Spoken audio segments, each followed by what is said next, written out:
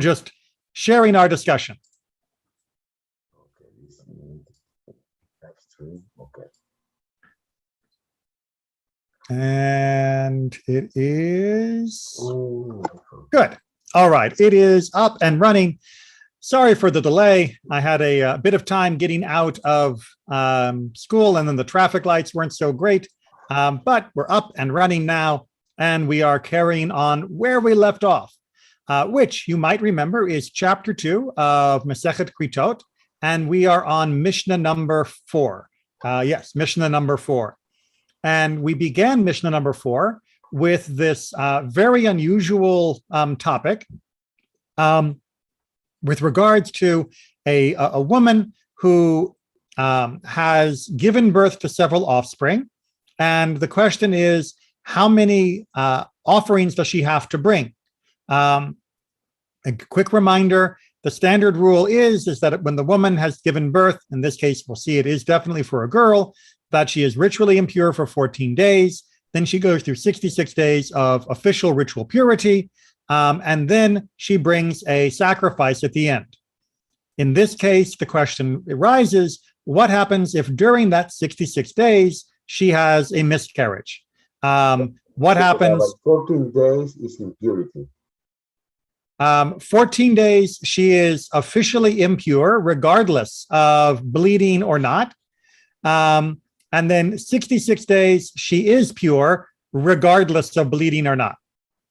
But it's ritual impure in 66 days. Oh, well, every time we say tameh and tahor, it's always about ritual purity or impurity. It's never about the physical status. A person could be ritually pure and covered in mud, and another person could be hospital clean but ritually impure. So 6 days, ritual impurity. No, ritual purity. She is pure. Purity. But there is one limit to that, which is that even though she is considered ritually pure, meaning she can be intimate with her husband and there's no separation, she can still not eat from consecrated food. She can't go into the temple. She can't eat truma. She can't go and offer a sacrifice. So she is mostly ritually pure during that time period. And that's why she might get pregnant again, although very unlikely. And if she were to miscarry a fetus that had been longer than 40 days, meaning it had gestated longer than 40 days, technically that would be the usual benchmark from which she would then need to bring an offering.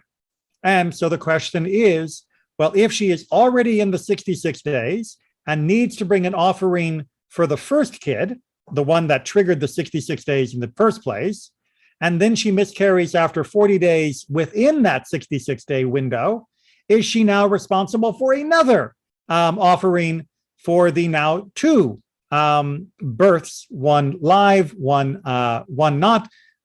Is she now responsible for 2 offerings? And that's where we were talking about. And we got a little discussion in there about how this doesn't help really well in the discussion of abortion, although people want it to. But let's go ahead and pick up. It has 80 days to after the birth to bring the sacrifice. Exactly. And that is for the birth of a girl. For the birth of a boy, all those numbers are cut in half. So it's 7 and 33 for a boy. But because 7 and 33 only barely add up to 40, that means that you would never have a 40-day-old gestation to reset the clock. And that's why we know we're talking about the case of a female gestation. But she doesn't need to wait 66 days. She can bring the sacrifice in a day, 48 or 20. No. She has to wait until the end before she can bring the sacrifice. Oh, she needs to wait at the end, okay? Yes. Oh, okay. Okay, so in that situation, we're going to go ahead and pick up with the conclusion. In the situation where she had a birth and then miscarries within the 80, in that case, she brings one offering for all the births and miscarriages, right? Even if it was multiple times, which is what it's going to go on to say. And a similar halakha applies, even if it was multiple births, meaning like twins. A similar halacha applies to a woman who miscarries multiple fetuses from a single pregnancy at different points in time, miscarrying each fetus before completing the purification period of 40 days for a male or 80 days for a female for the previous fetus. When she finally completes her process of purification, she brings one single offering for all the miscarriages. So that is the general rule that the rabbis are discussing. Now, Rabbi Yehuda argues. Rabbi Yehuda says, in these cases, a single offering does not suffice for all the births or miscarriages. Rather, she brings an offering for the first birth or miscarriage and does not bring an offering for the second miscarriage, as it took place before the completion of the purification period for the first. She then brings an offering for the third miscarriage and does not bring an offering for the fourth fetus, as it was miscarried before the completion of the purification period for the third fetus. So even though we would, in our first opinion, see overlap in the you have the first birth, and then you have the purification process, and before you reach the end, you have the other miscarriage, and that means that both of these are treated as one, and you only bring one offering. Rabbi Yehuda says, not exactly. You have the first birth or miscarriage, the period of purification in which the second happens, and you bring one offering just for the first, right? And you don't have to bring an offering for the second miscarriage at all because it was during that window of time. And then when the third miscarriage happens, that is going to be its own, right? That it's separated out from that period because the third was not concurrent with the first purification offering. That had definitely ended before the third miscarriage occurred, simply by the nature of biology, of not being able to become impregnated again so fast. You wouldn't be able to reach the 40-day limit within that first period of purification, the first 80 days. So therefore, his argument is the third miscarriage would trigger its own new clock and would then have its own sacrifice for it. The first opinion is the clock is reset at each miscarriage. Rabbi Yehuda's opinion is the clock is always running, and only the ones that happen within that same 40-day or same 80 days will be covered by the same offering. All right, how does that work? Does that make sense to everyone? So Rabbi Yehuda say that the clock always is running. The clock is always running and it never resets. So when you finish that first 80 days, you bring one offering for however many miscarriages you had, which really is only likely to be the first birth or miscarriage and the second. And then if you have additional ones, even though they overlap with the next 80 days, it's technically from the second miscarriage, it would be its own time because the second miscarriage does not reset the 80-day clock from the first miscarriage or birth. So Rabbi Yehuda say that you need to bring one sacrifice for each miscarrying. Not doesn't matter if it's 2, 3, or 4. No, not quite. Rabbi Yehuda says you need to bring one sacrifice for the first birth and any miscarriages within that 80-day window. Just one. And then if you have another miscarriage that's within the 80-day window of the second miscarriage, that counts as a whole new set. And the first position was only one sacrifice for everything. As long as they continue to overlap, then it's all ultimately just one sacrifice. Complicated. It is. And I wish I had a good whiteboard because it'd be much easier to draw the timeline. But I've found that I really don't like Zoom's whiteboard system. Aaron, I see what's your hands up, yes? Yes, and it's for the sacrifice within the first 80 days, it would be the 41 to the 80th day that it would count, right? Because if it's before 41 days, then you don't need a sacrifice, right? But you mean if there is a another gestation that is less than 40 days. Yeah, well, 40 days, it'd be less than 41 days, right? Because 40 Yeah, days yeah, or yeah. less. Yes, 40 days and less. Yes, that's right. So yes, if the gestation for the second pregnancy only lasts, for example, 35 days, that does not trigger the purification process that the Torah mentions, that you have to reach more than 40 days for that to happen. And Rabbi, if it was only if the second one only did last 35 days for whatever reason, it would be a mistake to bring a sacrifice for both, right? Because then you're bringing a sacrifice with something that isn't impure. If you were to try and name that sacrifice on behalf of the second pregnancy, which was only 35 days, on both of them, I meant. Sorry. Well, you would still bring the sacrifice for the first birth. Right, but you couldn't say this is for both of them, though, right? You wouldn't say it. No, I mean, if you did, you would be mistaken, because the second one doesn't need a sacrifice, and therefore the sacrifice wouldn't attach to it. Yeah, there's no penalty for a mistaken sacrifice, though, is there? If it is a mistake, then yes, you bring a sacrifice because you made a mistake. No, I mean, if you mistakenly made a sacrifice, like right, if you mistakenly did both of them. If you mistakenly say this sacrifice is for my first and second pregnancy, and for whatever reason the Kohen who is assisting you doesn't clarify and make sure that you understand which actually need it, then if you were to go home and explain it to someone else, maybe your rabbi who knew more than the Kohen, and the rabbi says, well, actually, you didn't need that second one, then that would be the case of having transgressed by having brought a unnecessary sacrifice by accident.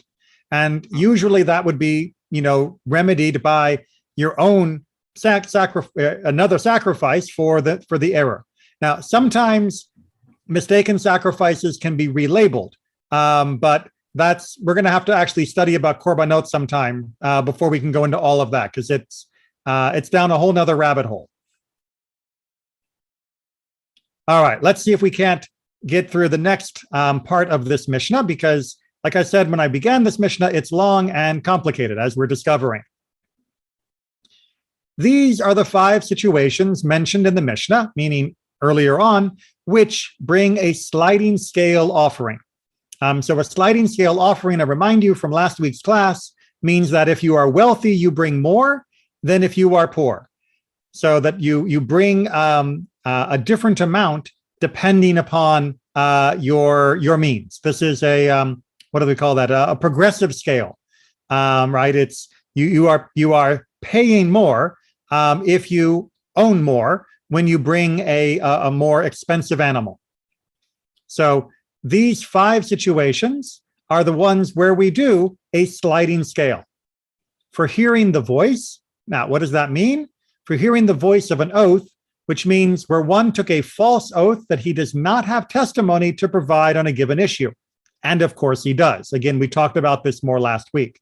So they say, does anybody have any testimony about the contract between Tom and Frank? And you say, I swear I've got no testimony about the contract between Tom and Frank, and you do. Then you are going to have to bring this offering. And when you do, it will be a sliding scale. Issue number 2, for the utterance of the lips, which is again a technical phrase, which is a case where one took a false oath about a different matter.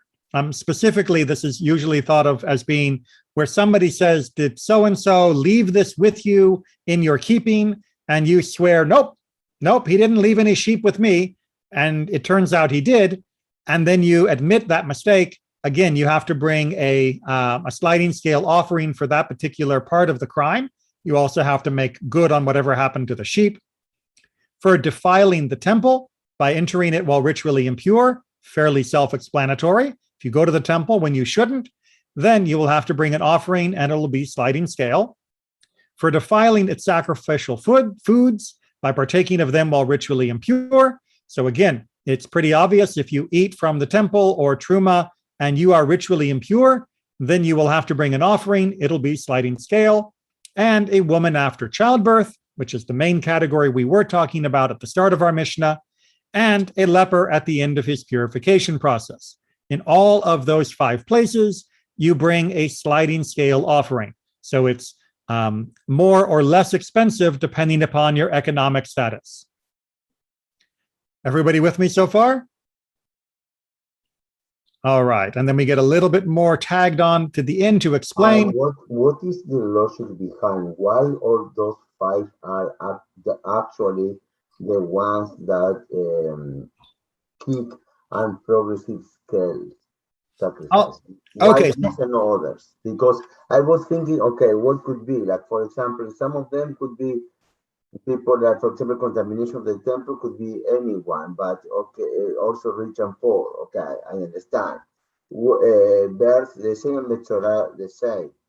But the first 2 is kind of business. It's like you choose bring and fall claim. So it's not like the other one is part of life. The first 2 it's a consequence of your action, your acts. So the first explanation is the least satisfying, which is these 5 have a sliding scale because the Torah says so. Right? Literally, the Torah mentions the sliding scale only for these 5 issues.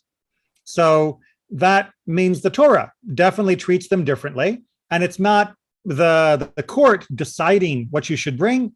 The Torah has said in these cases you have to bring a special offering that is a sliding scale. And if you go back to Mishnah 3, I think it was Mishnah 3, you can look up all the quotes in the original Torah. But nobody likes the answer because the Torah said so. Because I said so. Well, but it's true. The Torah often, I would actually say usually, doesn't give us a second level explanation for why we do things. And actually, as we talked about in our Talmud class this last Sunday, that may be because when you have the reason why we do things, if you think the reason no longer applies, you're more likely to break the rule. Now, sometimes that's appropriate, like we talked about in the Talmud class and clapping on Shabbat, but other times you get into real trouble. Like we also talked about when people thought they had the reason that we didn't eat pork was because we didn't know how to cook it. And therefore we do now, so we should, which is a terrible reason.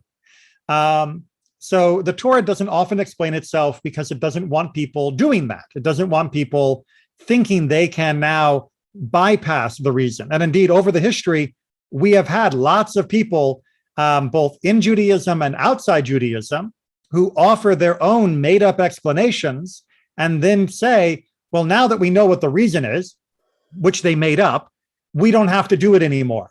And that's their get out of jail free card. So we shouldn't be too upset that the Torah doesn't tell us what the reason is, because if we had the reason, we'd probably just misuse it. On the other hand, that has not stopped different scholars over the centuries from trying to deduce reasons. Now, when they try to deduce the reasons, they're not saying this is the reason, but they are trying to say, what could we learn? What might be a reason, and what connection does it have to all of these things? And in this particular case, it seems to be, from some things that I've read, that all of these are issues that are intimately connected to the well-being of the person, and connected to how well they can be not exactly punished, but feel that they are properly responding to the situation. So if you look at the ones at the top, that'll make it most clearest, right? Somebody who has lied about having testimony, somebody who has lied about having other oath issues. How do we make sure that they don't do that they feel the severity of what they have done? Well, if everybody had to give the same thing, just the flour that the poor person gives, then that might mean that a rich person would, just actually lie more often, because why not, right? There's no reason not to. And on the other hand, if somebody did lie who was poor and they had to pay the rich person's penalty, they would have no way to be able to pay that, which means they would never be able to fix the issue. And that means they would never admit that they had done something wrong. And thus they would live with that sin without ever having done tshuva. Similarly, for eating from the temple or going to the temple while ritually impure, how do we make sure that the penalty is something that is significant for everyone while still encouraging everyone to actually admit the problem? Likewise, with regards to Metzora, the person who is translated here as a leper, since Judaism believes that that's not a medical illness, but a spiritual illness that was brought about by some hidden problem, again, you need there to actually be a sliding scale to make sure that people will properly engage. And with childbirth, although this is not actually a transgression, although there is some talk about maybe the woman made an oath while she was giving birth, that she regrets because she was not exactly in an even state of mind and emotion, given that this is all pre-anesthetic for birth. But even without that idea, it's still, how do you welcome a child into your family? Well, if you welcome the child into a wealthy family with a pittance of flour, you wouldn't be properly marking the beauty of this moment. And likewise, if you force people to welcome it with the largest of sacrifices, then the poor wouldn't be able to participate and feel that celebration with God and the community. So the sliding scale works in all 5 of these cases. In other situations, for example, a free will offering, a shlamim offering, a sacrifice for a chag, or for other guilt offerings, if you committed the crime, you pay the price. If you are celebrating the holiday, you have to celebrate it properly. And if you're unable to in the holiday celebration to do it by yourself, then there are ways to do it with other people to join in still, and it provides that community atmosphere. So that's the explanation that I've come across. But again, all about well-being of the person. All the ones are what? What you said that the category, the well-being of the person. Right. It's connected to basically how wealthy they are, to the blessings that they are currently enjoying. Aaron, question or comment? No, I had a question, 2 quick questions. So you used the example of clapping as far as trying to figure out the reasons. Right. Right. Since that's rabbinic law, once you do understand the reason, and there should be a reason because it's rabbinic law, if it no longer applies, it's often all right to abolish those reasons, right? Under rabbinic, if it's rabbinic, right? Yes. In fact, that was our discussion in the Sunday class, specifically in that section of Beit Tzad that we were talking about. They were talking about how clapping was prohibited because a person would come to build an instrument. And as in many people, most notably the Tosafot from 1,000 years ago, said, yeah, but people don't build their own instruments now. Therefore, we don't stop people from clapping and dancing on Shabbat. So yes, it is something still that needs to be done very carefully because the law of unintended consequences. Sometimes you may think that it's a good idea to change and it's not. Unfortunately, in the modern world, people often have accelerated the pace of change, and that is a whole nother class of discussion. Yeah, and the other question I had, isn't it important to know what the purpose behind the law is, therefore you know how to apply it? For like a good example would be Shabbat. You have to know the purpose of Shabbat and that it's a day of rest to make sure it's a day of rest and not just a day of timeout once a week. Yes and no, which I know is your favorite answer.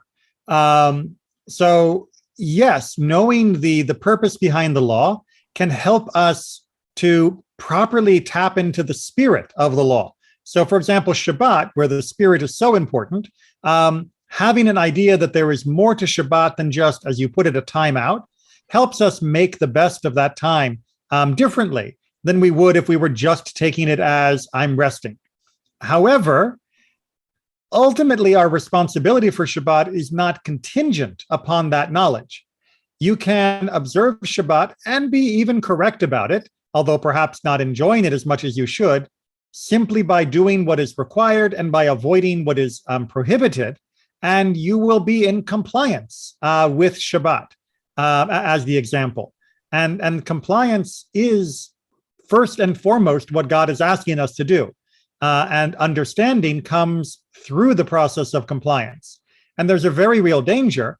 Indeed, I would say it's one of the biggest dangers in the modern world of people saying, when I understand the purpose, then I'll do it, rather than I'll do it and try to understand the purpose as I do. And that leads to a lot of reluctance for people to engage with Judaism and Jewish practice because they don't understand it. But, honestly, if we let people only do what they understood, then how many kids would brush their teeth? How many kids would study geometry? How many kids would study anything? Sometimes we do need to actually partake of an activity for a while at least, while giving it the best attempt to understand before we can come to the realization that it really is a good thing. Just to give a almost trivial example, I was moderately exposed to classical music growing up, but it wasn't until I took a proper class in music appreciation where I had to listen to different classical music and had to pay attention because there was going to be a test that I came to really enjoy it much, much more. That doesn't mean that something changed in the music. The music had been the same music for hundreds of years. It means something changed in my understanding because I was forced to actually do it and pay attention. And so too with much of Judaism. People who think it is old, out of dated, boring, whatever, oftentimes it's because they've never actually experienced it fully. And if they did, they would come to understand the benefit. But we have to still be careful not to mistake how I experience it and the benefit I feel from being the reason. Because if that were the reason, then that might mean that people would do things very differently. Matan? Oh, sorry, Aaron, follow up? Yeah, I was gonna say, but if you observe Shabbat too strictly, and let's say the extremes, can it end up serving the opposite purpose instead of being a day of rest, that a day that people don't look forward to because they're stuck theoretically doing nothing for 25 hours? Well, absolutely, which is why Rabbinic Judaism officially, and was more consistent about this before the modern world, discourages individuals from taking on excessive stringencies upon themselves. That one should not think that always being stringent is somehow the better situation to be in. But instead, one should neither be more nor less righteous than our tradition has asked us to be. There are cases where, yes, you need a little extra stringency to curtail some personal tendencies, but in general, it should only be done with great reluctance, just like personal leniency should only be taken with great reluctance. But you're absolutely right. And it's only been the modern world where people began to fetishize being stricter as though that were always a good thing. But an understanding of the purpose is necessary to achieve that along with modernity, right? Or no? Well, sure, an understanding of the purpose will help. But unfortunately, like I was mentioning, people can think that their understanding is the understanding. And there are some people who think that the purpose of Shabbat or the purpose of Kashrut, to use the two most extreme examples in the modern world, that the purpose is precisely to be as strict as humanly possible, because somehow that is the ultimate goal. And that is a mistaken idea of the purpose of those or any of the commandments. But some people have gotten that into their head, and that's indeed why they end up becoming hyper strict, really in contradiction to the way the rabbis encourage us to worship and celebrate on Shabbat. And Rabbi, final follow-up, but don't you, after making that argument based on, the purpose and describing everything and having the discussion, I should say discussion, not arguments. Right. But after having the discussions, isn't the rule that you go with the majority or the rule of the community? And wasn't that discussed with Rabbi Eliezer where the room started to tilt? Yes. And the Tanur Shel Achnai section of the Talmud. Exactly right. You should go by the majority, and you shouldn't be stricter than the majority has ruled. However, you will find in the modern world that one of the things we are severely lacking is a sense of Jewish unity. And so groups will define themselves by the majority of those whom they consider to be legitimate. And unfortunately, in many communities, that definition of who is legitimate has become smaller and smaller. This is something actually I talked about in my sermon last Shabbat with people who only accept as being valid Jews the people who match them on every single aspect of their belief. And that is a real problem in the modern world. It's actually a problem well outside of Judaism as well. Not only in Judaism, but in many parts of the world, we seek to limit our exposure to any ideas that are different than those we already have. And that's not the definition of following the majority. That was true in the Mishnah too, though, right? Because obviously the Pharisees didn't count the opinions of the Sadducees among the majority, right? Well, first of all, the Sadducees were never close to a majority. They were always a minority opinion. But their votes didn't count at all, right? Well, and so, yes, their votes would not count as all because they were essentially outside the pale. And that's indeed the precedent that allows people to say, well, we're not going to give a vote to somebody that is totally outside. But the definition of what is outside has become even more narrow, much more narrow than the days of the Pharisees, Sadducees, and others of the Second Temple period. You can have groups that are in close agreement on many, many topics and differ on certain particulars that won't even talk to each other anymore. And that is a real shame. I'm not just talking about the difference between Orthodox, Conservative, and Reform. Even within the Reform or within the Conservative or within the Orthodox, actually, especially within the Orthodox, you have people that do not give each other mutual respect and credit the way they should. All right. Thanks. Natan, thank you for being patient with your hand.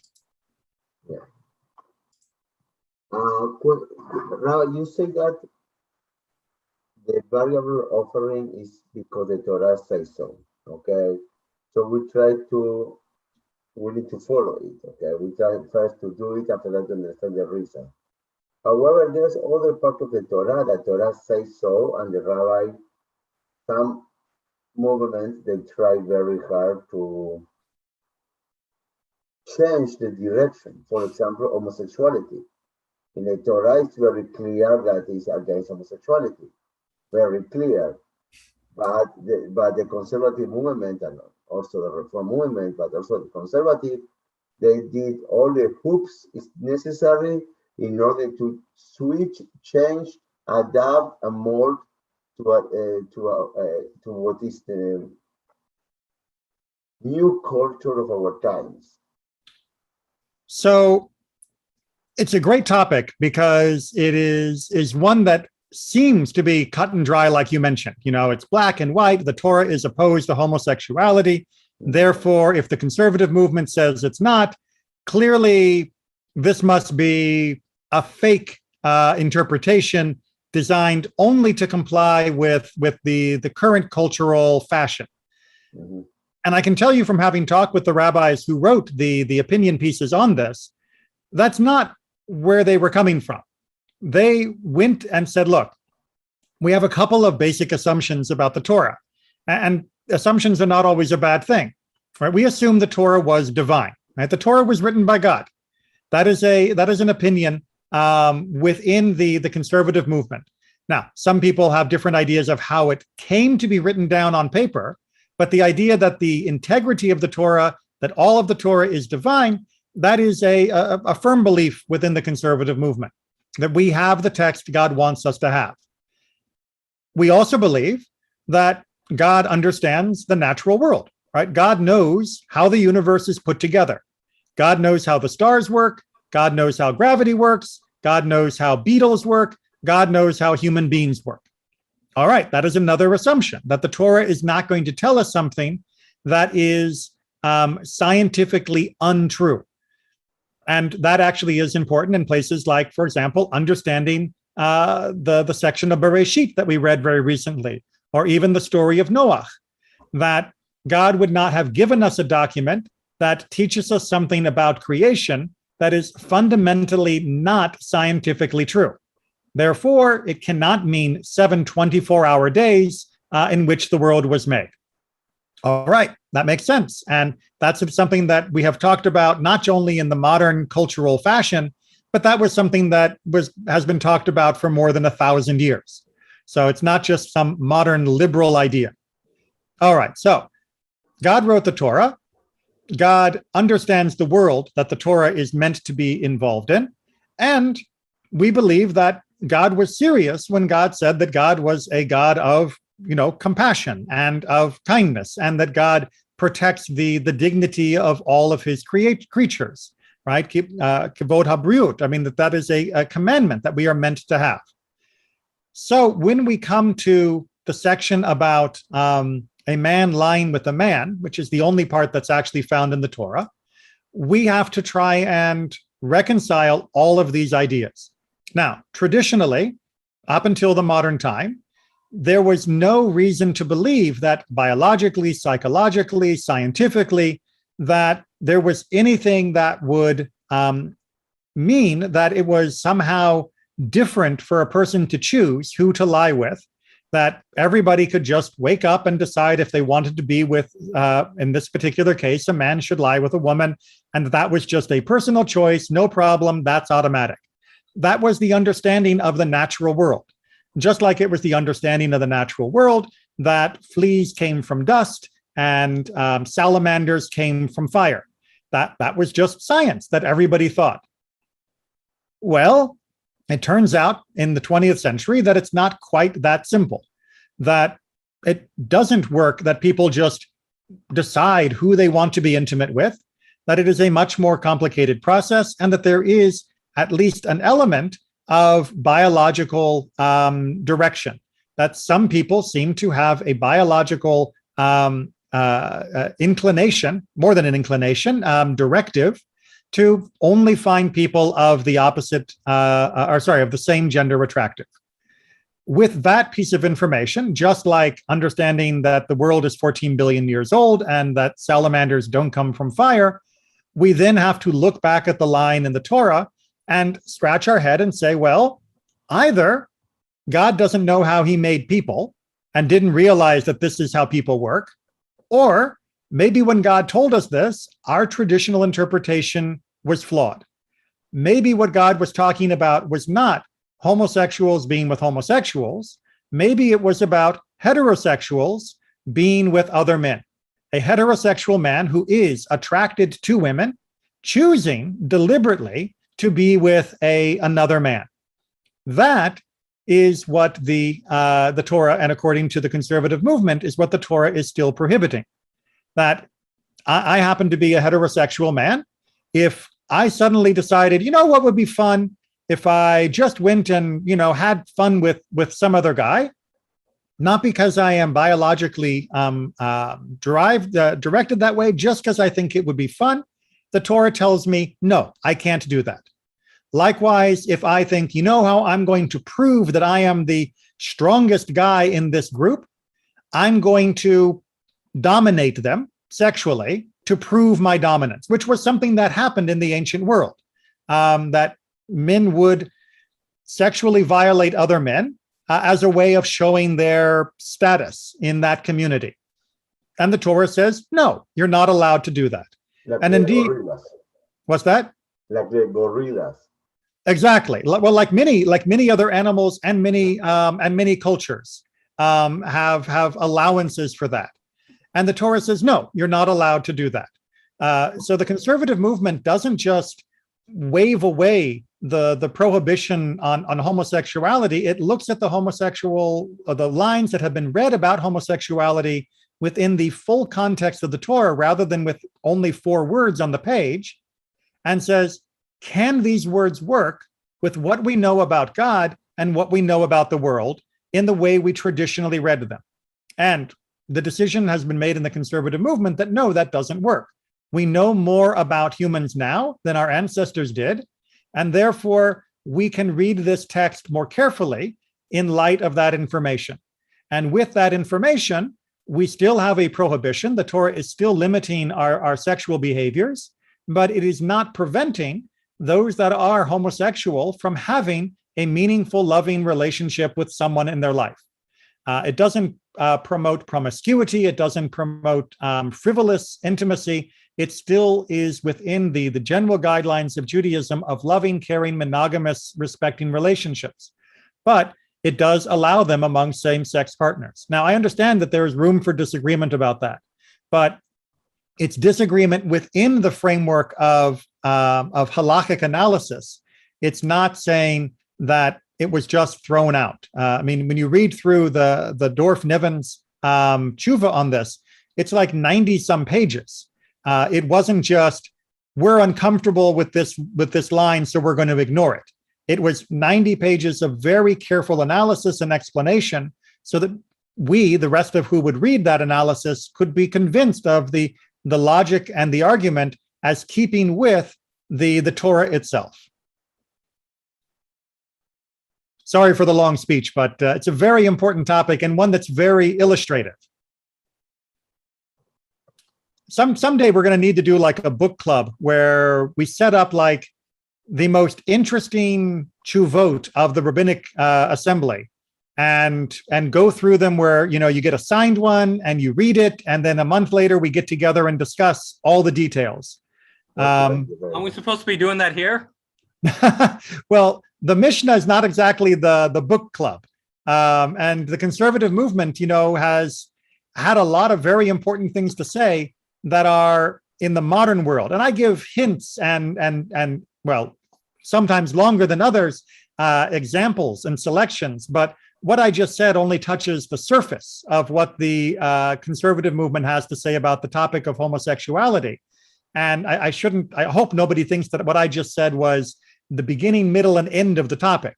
There is a lot more to discuss. But this is a Mishnah class, not a tshuvot class from the conservative movement. But speaking to my adult ed chair, we should talk about maybe trying to put something in, maybe once a quarter or something, just having a little discussion. We'll see if people are interested. All right, let's just finish up because we are going to finish Mishnah 4. The Torah establishes her status so that one who engages in intercourse with her intentionally is like the one who does so unwittingly, as both are liable to bring a guilt offering, whereas one who engages in intercourse with those whom relations are forbidden is liable to bring a sin offering only when he does so unwittingly. And I just need to check something here. Okay, yeah, that's what I thought. Because that seemed out of place, and it is. Because completely different translation, right? Well, yeah, no, it's not a completely different translation. It's an incomplete translation, right? From Uma Ben Hashivcha, right? This section is completely not translated in this translation. It just skips that whole section and goes down to like the final sentence. And I thought when I was reading that, I'm like, wait, did we miss the discussion? Did I already say that? Because I thought maybe I had lost my place because we had had that long digression. But no, that is not on the page at all. So yeah, we're going to have to go through. Let me just do. I have in front of me the ArtScroll translation. Well, thankfully, I also have the Mishnah Yomit translation here in Sefaria. Okay. All right. So, yeah, we've got a few minutes. We're going to go. We'll go ahead and we'll start it. And I don't know how much, if we need to talk about it, we'll do it more next week than this week in order to stay with our time slot. All right. So what is the difference? This is picking up from where the other translation, doesn't cover it. What is the difference between intercourse with a female slave and the other forbidden sexual relations? Well, for they are not equivalent in regard to the punishment nor the sacrifice. What does that mean? In the case of all other forbidden sexual relations, a chatat, a sin offering, is brought. In that of a female slave, meaning in the case where it was being with a female slave that was prohibited, you bring an asham. You bring the guilt offering. What in the case a slave woman that is prohibited? Okay, so we're going to get to that discussion. I'll give a quick. Okay, so We're going to get to that, if I'm not mistaken. Yes, we're going to get to that in next Mishnah. Because identifying this the slave and exactly who fits the category is going to be Mishnah 5. So I was tipping my hand there, but we're going to have to save that for next time, because it's not it's prohibited to be with any slave woman, but the way it is rectified is handled differently depending upon her precise status, as we'll see next week. That's what I was mentioning, but you're right. I overcomplicated things early. In the case of the other forbidden sexual relations, a female animal is brought, meaning for the sacrifice. In that of the female slave, a male animal is brought. Again, all of this is built off what the Torah says explicitly. In the case of other forbidden sexual relations, man and women are alike with respect to lashes and the sacrifice, meaning both the man and the woman, again, who are willingly participating in this prohibited union, both need to bring a sacrifice and both are lashed. In that of the female slave, the man is unlike the woman regarding the lashes, and the woman is unlike the man regarding the sacrifice, meaning he has to bring a sacrifice, but he is not whipped. She does not bring a sacrifice. She is whipped. He is not, but she does not bring the sacrifice. In the case of all other forbidden sexual relations, sexual contact is punishable as well as consummation, and one is liable for each act of intercourse separately, meaning no matter how far along one got in the intimacy, it is enough to be punishable. You don't have to actually complete the deal. The case of the female slave is more stringent, in that intentional transgression is of the same status as unwitting transgression. That if you know or don't know who you're with, it's the same punishment in the case of the female slave, but in the case of others, there are mitigating circumstances, which we will talk about in a later Mishnah. So this last part of Mishnah 4 is going to be expanded on in next week's discussion of Mishnah 5. So we'll probably leave it to go over in more detail then, unless there are any short questions, which is always a dangerous idea.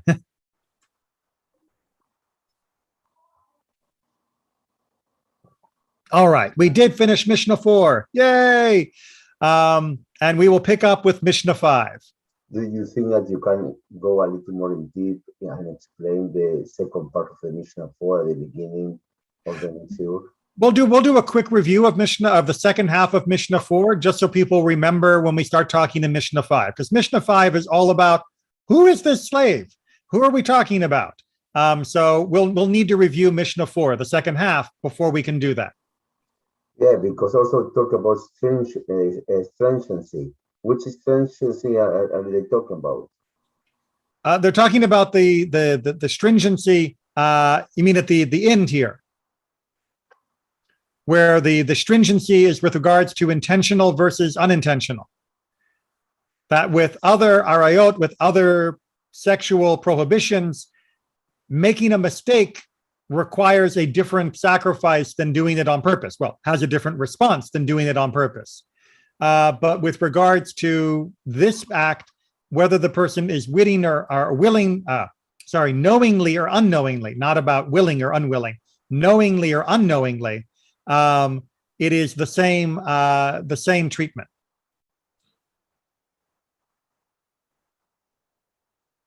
All right, we'll review it again for next week.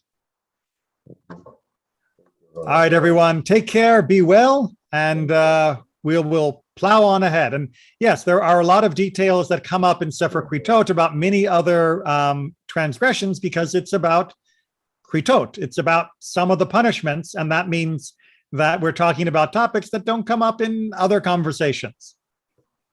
Rabbi, when do you have a few minutes? Because I need to ask you some question for the next person I need to interview for the next week, and I need more background about him. Okay, so tell you what, why don't we end this class, And then why don't you log into our Sunday Shiur link, Perfect. and we can talk for a few minutes then. Perfect. Okay. Thank you, Robert. See you in a couple minutes then.